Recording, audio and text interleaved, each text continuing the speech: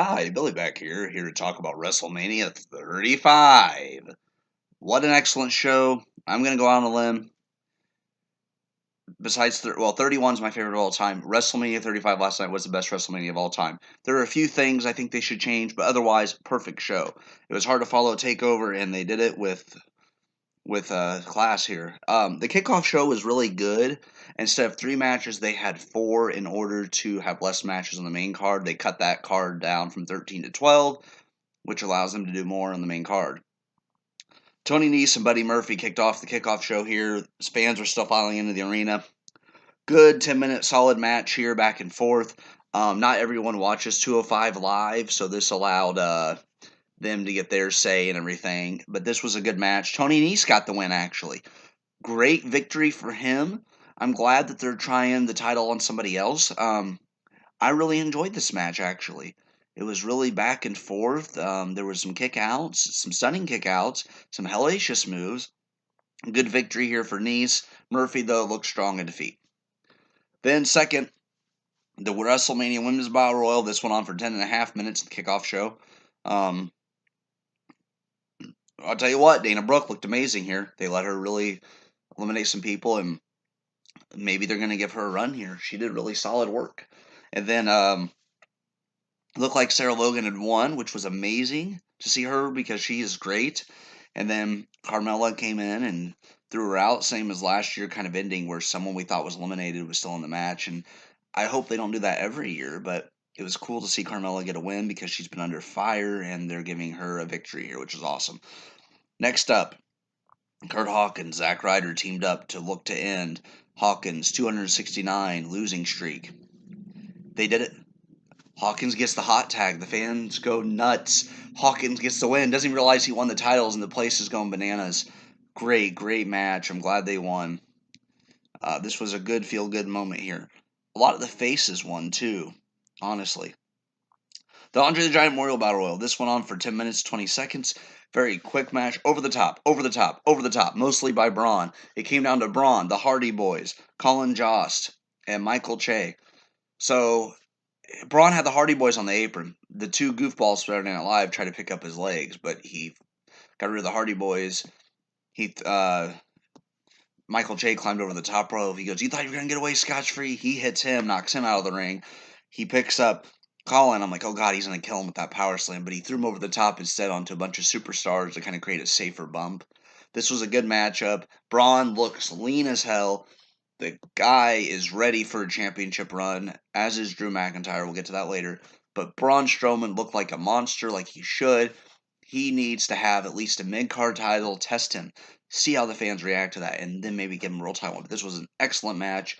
There was some story build. It was one of the better battle royals I've seen as far as story because it was all about Braun Strowman. Everyone else was just part of the story. So we debated which match to start the main card. We said maybe the SmackDown tag titles. Paul Heyman came out after the Hogan and Alexa segment, which was excellent, by the way. Heyman came out and says, if Brock's not going on last, he wants to get this done to get to Vegas. So I looked at my friend and I'm like, he's going to lose his title, isn't he? And my goodness, he attacked Seth before the match, beat the holy hell out of him. Seth still has nasty bruises on his back, I'm sure. And the match starts. Some German suplexes. Referee gets knocked down. Rollins with a low blow. 3 curb stomps. 1, 2, 3. And I didn't know I could jump that high off the couch. I was sitting next to my buddy Brian. No, he wasn't here yet. Oh yeah, he was. My friend Brian was next to me. I jump off the couch. Dusty, my friend, picked me up and hugged me, and like a bear hug. And it was like, oh my god! But we were so happy. It was ridiculous how awesome that was. And I'm like, wow, they're gonna give us at least one match result we want. AJ Styles and Randy Orton went out next. 16 minutes and 20 seconds. This was a good match. The reason I enjoyed it was there wasn't a title at stake here, but I like both wrestlers. I respect both of them. They've had great careers here in WWE. I was interested to see what would happen, and it wasn't one where I was worried about one winning. I picked Styles to win, but either way, I'd have been happy because they're both excellent. Styles gets the win. What a match! These two went out there and really got the crowd into it. Next up, things kind of settled down a little bit. They had the Fatal 4-Way with the Usos against Aleister Black, Ricochet, Rusev, Shinsuke Nakamura, and The Bar. Usos get the pin. Great match here. Um, I personally picked the Usos, but I kind of wanted to see either them or Black and Ricochet win. Um, so maybe Black and Ricochet will be single competitors on the main roster. This was a good match. Didn't go too long, 10 minutes, 10 seconds. Um, I enjoyed it for what it was, but a good victory for the Usos here, well deserved because they're a good tag team. Next up, Shane and Miz. This was a crazy match. Miz's dad got in the ring and put up his fist, and Shane corrected his fist, and I was like, oh, good grief. It was cool to see him standing up for his son. Miz has always been one of my favorites, even as a heel. Yes, I was one of those guys. My parents got mad because when he cashed his Money in the Bank and won, they could hear me all the way from downstairs. I was jumping up and down. I was excited. But anyways, Shane and Miz go to the top of this like thing that's got to be at least 15, 20 feet in the air. It's hard to tell on TV. But anyways, Miz suplexes Shane off of it because Shane pissed him off. However, Shane lands on top of Miz and gets the win. So that's one heel that won. But you know what? Even though Shane won, Miz made Shane pay for his actions, and it was a hellacious fight. And I think Shane learned his lesson here. The only result I was disappointed with was the next match, and it wasn't because I don't like the Iconics. It's because Sasha and Bayley are my favorites, and Sasha has still yet to win a match at WrestleMania.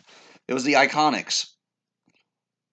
Anaya, Tamina, Beth, and Natalia challenging Bayley and Sasha for the women's tag match. 10 minutes, 45 seconds. Good match.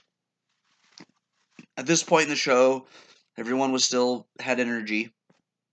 I was hoping to see Sasha and Bayley win. The Iconics won the way they would, and I'm glad to see them do something with those two. Well deserved. I got to give you credit here. So thank you for that. Next up, Kofi Kingston with Big E and Xavier Woods challenged Daniel Bryan with Rowan for the WWE Championship. 23 minutes, 45 seconds. I would say one of the most emotional investing. My buddy made the comment, that was so emotionally draining. And it was where it was because everybody, I think, wanted Kofi to win because 11 years for having a championship shot even. And this was back and forth. Daniel kept kicking out, and I'm like, oh, me and my friend Dusty are sitting on the edge of our seat with our hands over our mouth, like, please, Kofi, win. This was one of the matches we really cared about. There were 3 big ones here. But Kofi gets the win. We're going nuts. The fans are going nuts on TV. After this, the energy started going down. So for the next match, they had a squash match. Joe and Mysterio. Now, Mysterio had an ankle injury. They said he was clear to compete, but I don't know if they were just being careful here, or maybe the injuries are worse than what we thought. Joe gets the win. Good squash match for what it was. I wanted Joe to win. I just wish this would have won a few more minutes, but given the length of the card, maybe not. Roman and Drew went up next. And Drew's a good heel, but I picked Drew to win because I want to see him as the next main event star, but it was nice seeing Roman get his comeback one-on-one victory. Good match. 10 minutes, 10 seconds, not too long. Triple H and Batista. If Triple H loses, he would have to retire.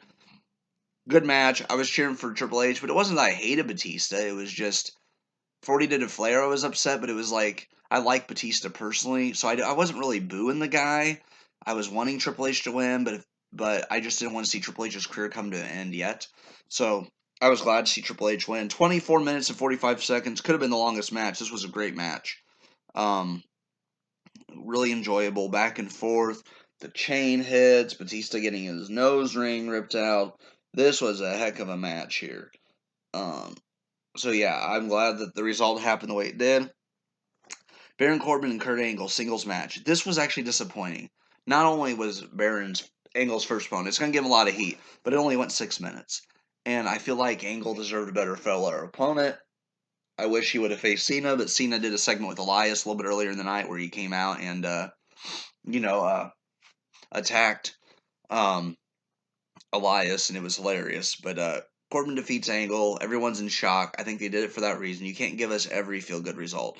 So this was a good match for Corbin because it puts him over as a big heel. I actually don't mind Corbin. I just wish he'd get rid of the stupid Constable gear because he's a wrestler now, not a GM. Next up, the Demon King Finn Balor challenged Bobby Lashley with Lio Rush for the Intercontinental title match. He gets the win here. He took a hellacious spear from Lashley out on the apron on the floor. And good match here.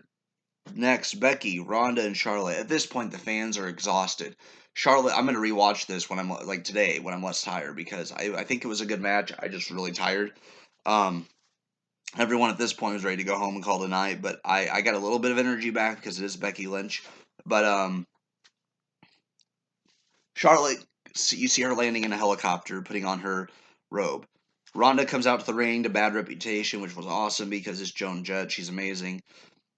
Charlotte comes out to a bunch of boos. Becky comes out. She got some cheers, but like I said, I think at this point the fans are really tired. And this match was good back and forth. I don't know if it just got ended, if they tried to cut time, but she gets the roll up win. There's some controversy because when the referee started the count, Ronda's shoulder was up, but you know what?